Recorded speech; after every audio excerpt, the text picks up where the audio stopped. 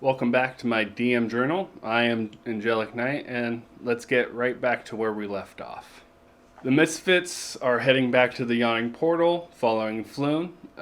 They walk in, and they find Volo is drinking alone, anxious awaiting news on Floon's fate. He sees the odd-looking bunch and springs out of his chair and embraces Floon, and Volo gives them all a sheepish look as he explains to them their reward of 600 gold would not be able to be in their hand tonight, but a deed to a manor, a fine property there in Waterdeep, would be in their hands. Their reactions were mixed. Draven was tired and went to the bar, not wanting to deal with it. Isme was outrageously stoked at the possibility of owning a tavern and a home in Waterdeep. The good. There's more engagement happening.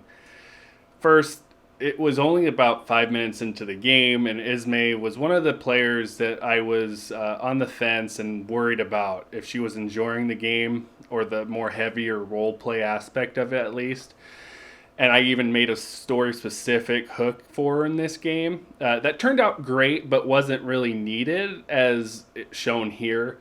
And after the session, it was made clear that I was worried more due to my insecurities as I was reacting to it only being 2 games in the campaign than her actually not liking it. The group finally agrees to look at the place and make a final decision tomorrow morning after they all get some rest. Volo was pleased and heads off with his friend to a table.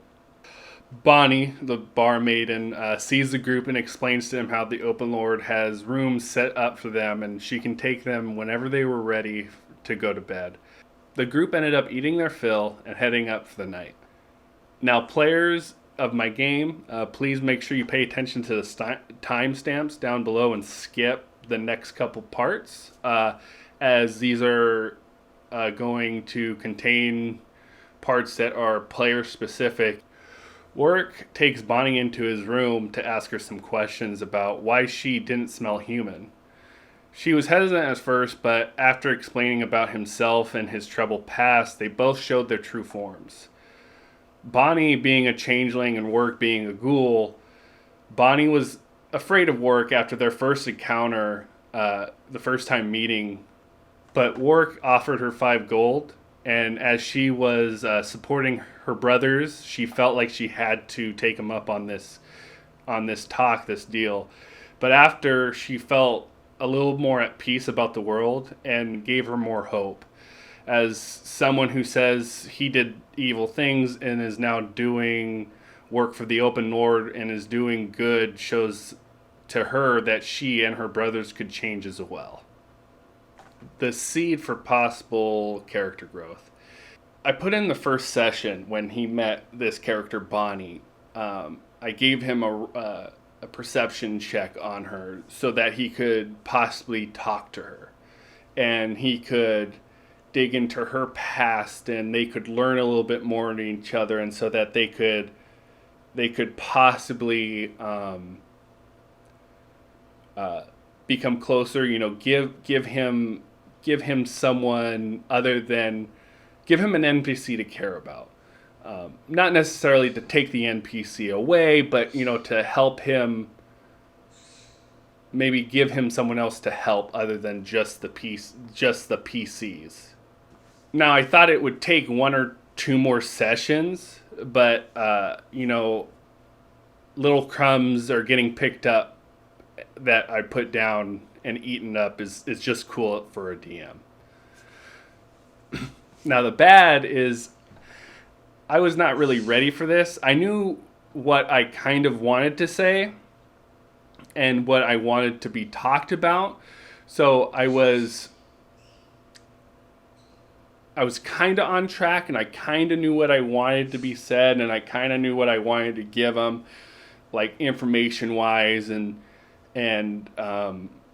little things here and there, but it kind of blindsided me how quickly he jumped on this. I really expected it to be 1 or 2 more sessions down the road, but he got onto it really quickly, and I wasn't as prepared as I should have been. I should have had more information I think I did okay, but I felt like I could have gave him more than copying and pasting something I found really quick. Now, everyone has gone to bed except for Vengeance. He doesn't need to sleep. He went to watch the fire next to the stairs. As Esme went to lay down, she went and counted her money. And in there, the money was all split and there was some gold bars. And inside one of these gold bars, it wasn't actually a gold bar, it was a box. She opened up and there was a deck of cards. And being a naive girl, she just pulled one. She ended up pulling the Flames card. She hears a man laughing behind her, calling her a stupid little girl. He demands her to give her her blade, her power. She refuses, and he sends 3 shadow creatures to attack her. I enjoyed the talk between me and Isme. The role play felt good. We muted everyone. They didn't hear or say anything while it was a one-on-one. And she pulled the best cards for her and her character. It was great. I fucking loved it. The character, the 3 monsters, she could have defeated by herself, but she did have a little help at the end. The bad was really muting everyone. I'm not sure if I liked leaving 5 people completely out. It may have been because I just did it back to back. I did it with Tiger and I did it with her, and I wasn't planning to do it like that, but that's how it ended up happening.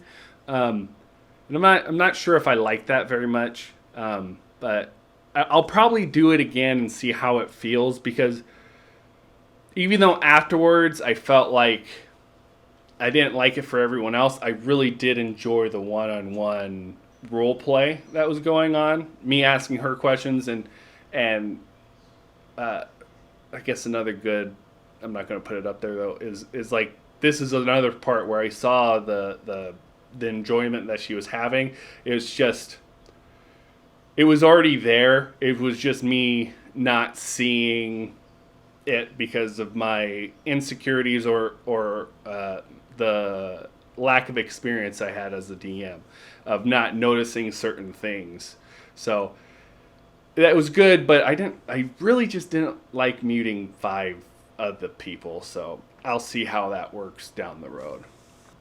She wakes everyone up as the last enemy is slain, which really annoys Draven as he walks out and no one's there for him to fight. Everyone else then goes back to bed. Z2 heads into Isme rooms to make sure she feels safe for the night.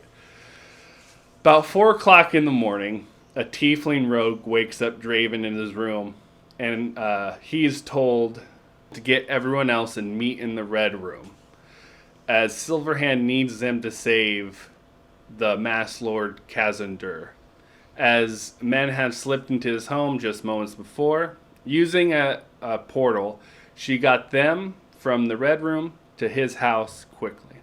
The good. I did a little skill check with the group. It was all perception check, but I asked what they wanted to look at when they walked into this room.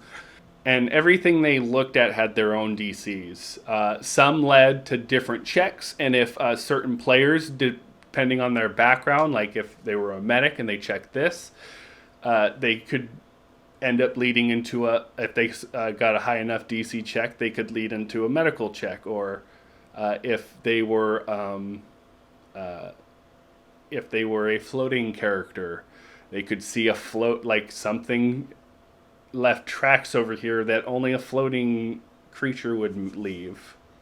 And it was fun. I enjoyed it, and I think all the players liked it.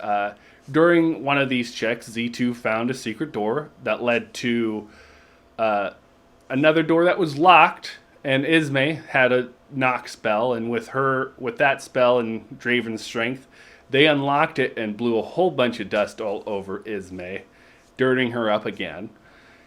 They all ran into the room. They set off all the traps with no care in the world. So I guess here is another bad. These traps were made for level 1 party and level 1 characters. And they really didn't have any fear to these traps. We did have some funny moments where Doc was crawling and crawled underneath just crawled over a trap, and it was kind of goofy, but I didn't really like it, but it is what it is. They ran into a riddle, and they figured it out quite quickly. It wasn't that hard. And they ran into a troll, and this is where it kind of got weird. So they kill it with no issue. Then they decide to turn into a pack mule and a healing device for the necromancer. Now, I'm fine with the troll, but it kind of goes against how they've been acting as of late inside the city. Like them being really worried about the necromancer's floating skulls and not wanting to do things that would bring them attention. But they want to bring a armless troll with a giant hole in his chest and walk him around in the city. Fine with it. They will deal with the issues when they come up. It's just funny because they're first like, we're going to fuck with the DM. Like little deviants, and they're like, oh, wait, we don't want to fuck with the DM. Are you okay with this? Is this okay? Should we get rid of it? Is that, they're nice players. They really are, and they're trying to guess why I am hesitant when they brought it up. Really, I don't care if they have an undead troll. I just want, and if it's powerful, more powerful, Jesus, if they become stronger, my monsters will just have to become stronger. That's easy. That's a couple knobs I gotta turn. That's not my issue. My issue is the logistics of things. Hence why the troll no longer has arms. How can this large thing get through tiny doors through these tiny doors that they have through this mansion that they're walking through? It doesn't make sense. And so they cut off the arms. Okay, you can lie him down. Okay, whatever. That's fine. But now I'm worried about, I'm also thinking, which they haven't got to yet because they're still in the dungeon. They're thinking about the dungeon issues. And they're also thinking, oh, maybe he's thinking we're going to become too powerful. I don't care. Like I said, little knobs. I'm worried about them walking around with this thing in the streets. It's odd, but I think it will end up being a fun situation. They're now walking backwards to where they started with the undead troll in tow, off to find where the masked lord is. If he's dead, if he's alive, if he's somewhere in this mansion. Well, if you guys like this review, let me know down below. Follow me on all this stuff. Like, share, subscribe for more content like this and stuff about like my process of being a first-time DM and how I'm figuring all this stuff out. And like always, I hope all of you guys have a great day.